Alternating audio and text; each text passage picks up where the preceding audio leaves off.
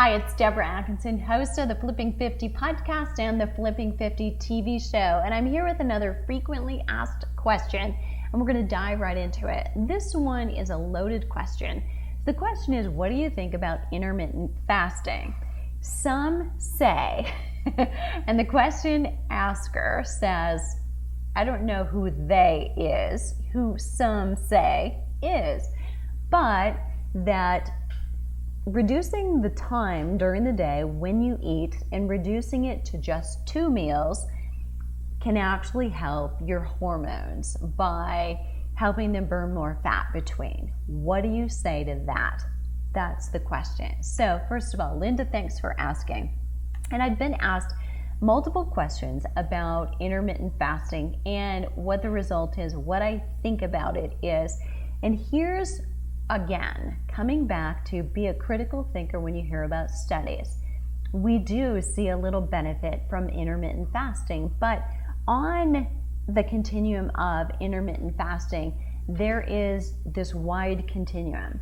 So let's take step 1 first. And if you're not doing this, I highly recommend that you do. One best practice of intermittent fasting that all of us should be doing is fasting between dinner time and breakfast time. So if dinner time is at 6 p.m., just for instance, close the kitchen and until 6 a.m. or when it is you have to eat breakfast, ideally it's at least 12 hours. You're fasting overnight and you have 2 to 3 hours between that dinner time and bedtime to let your digestive system do what it's supposed to, and then let your quote-unquote sleeping system do what it's supposed to do. You have a lot going on. While you're sleeping, your memory is locking in. Your cells are recharging. Your muscles are rebooting, repairing, and a lot of hormones related to helping you maintain lean muscle mass and lose or prevent fat gain are going to work. So growth hormone is one of those, and cortisol is another one. We want growth hormone. It's released while we sleep. We don't want so much cortisol, at least at certain times a day, and at night is one of those. So if you're sleeping and helping yourself sleep with some habits during the day, you're going to have more optimal sleep and rest and stress hormone levels during the day. So let's come back to how does that relate to intermittent fasting? Well, if you are not eating and you've given your body a chance to sleep better because you're not digesting and trying to do all that repair and recovery, chances are you're going to sleep deeper. You're going to sleep maybe not longer, but get a higher quality of sleep. So it's all about, are we talking volume? Is that too short for you, or is the quality of it too short? And we'd rather work on the quality first and then expand the duration if you're sleep deprived and need it. But those things definitely help. So coming back to the intermittent fasting, 12 hours between your last meal at night and your first meal the next day helps your body actually do a lot of what it's supposed to do.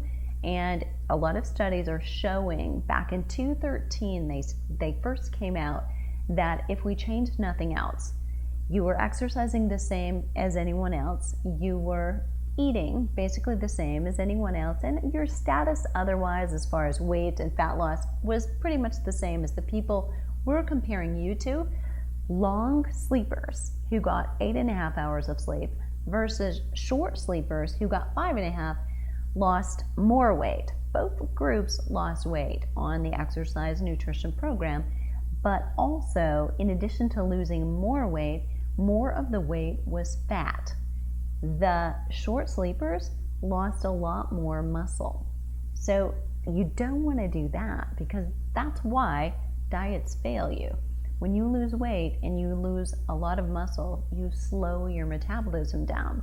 So we want to make sure that's not happening. So coming back again to intermittent fasting.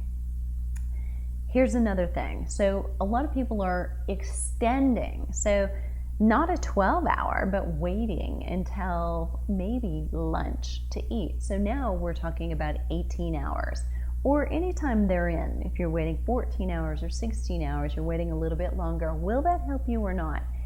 It depends. So it can help some people, but here's what I tell midlife women who are already stressed, who might already be trying to cut calories and diet, who might already be trying to exercise significantly and burn calories, but are exhausted and not really finding that they're getting anywhere with that, and or who have life stressors, job, children, aging parents, finances, relationships, a lot of other things on our plate. If you're already stressed, not eating puts more stress on you. So it's not a perfect time in your life to try intermittent fasting.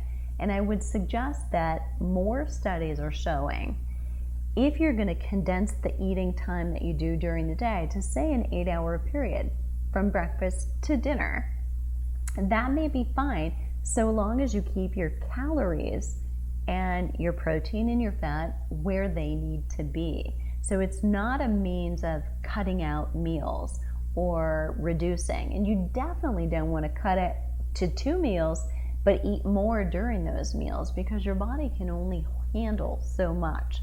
So I'm a big proponent of eating a minimum of 3 meals a day with a minimum of between 20 and 30 grams of protein at each one of those.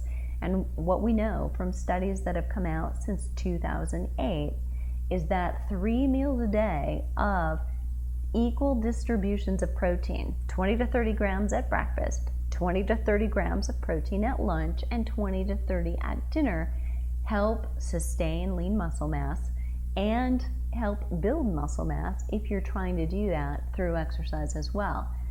And we tend to lose muscle mass easier than we gain it, and even then we maintain it as we age. So if you want to look good, feel good, and keep your metabolism high, you want to keep that lean muscle mass. Protein is really important to you. So are carbs. We don't want to cut them out completely, and so is fat. We definitely need healthy fat, but you want to build around protein and then add things to your plate from there. So let's come back now to intermittent fasting and some other ways to do it, as opposed to just shortening the time span that you eat during the day. There are other easier ways on your body to intermittent fast than, say, drink water only or do a juice fast, which I don't recommend at all, because when you think about it, juice is just sugar going into your body. And if you're not eating anything else, that's going to have a negative effect on insulin and therefore prevent fat from being burned, but increase the likelihood you're going to store fat. So easier ways to fast or having some more liquid meals. And you might do that for, say, a 3-day period. You might do a smoothie for breakfast and do a soup for dinner, still with protein in that soup, so you can't skip it. Or you could do a smoothie at dinner and at breakfast, 2 consecutive meals. So you're having something, but your digestive system gets a little break.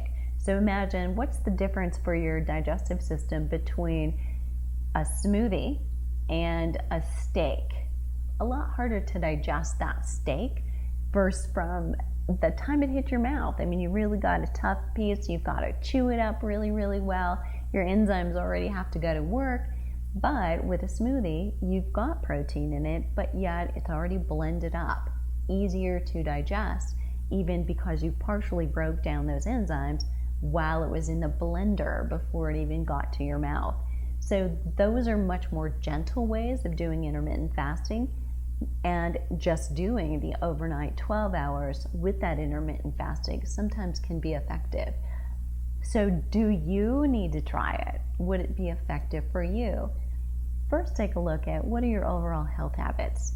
I would look there first. Let's look at making sure you're eating on a regular schedule and making sure the food you're putting in is high quality, high nutrient density, that it's the kind of food that cuts down on cravings, that you don't have any, and that you're really not wanting to snack very much at all because you're full and satisfied between your meals.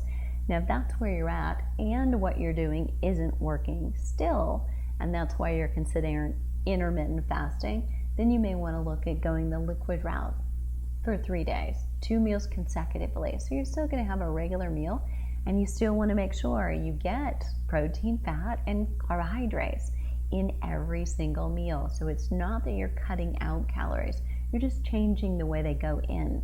So it's much more sensible and comfortable. It doesn't feel like a diet, and it shouldn't. It's not some temporary fix. It's just changing the way you're eating and getting in all of your nutrients. So if you want glowing skin, you've got to be putting great fuel in. So going without food is probably not the best solution for that, especially if your body is under stress. So ask me some more questions if you've still got some about intermittent fasting. There's a lot of information to cover there.